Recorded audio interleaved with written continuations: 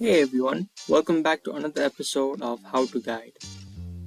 In this video, I'm going to show you how you can redeem your Walmart gift card. You may have purchased your Walmart gift card in the stores. Now you need to redeem it through the process I'm going to show you. So watch this video till the end and let's get started. Firstly, go to the web browser and type in walmart.com, and then you need to log into your Walmart account. Then after you're done, click on your profile, then click on account. Now if you scroll down a bit, you can see an option called gift card under the payment section. Click on it. Now you'll need to enter in your card number, which is on the gift card, and also the PIN number, which is also on the gift card. If you want, you can also add a gift card nickname.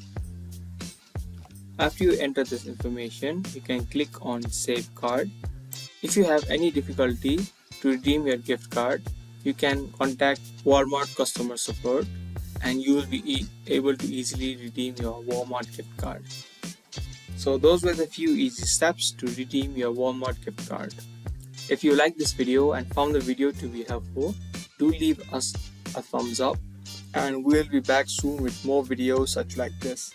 That's it for this video, and I'll see you in the next one. Thank you for watching.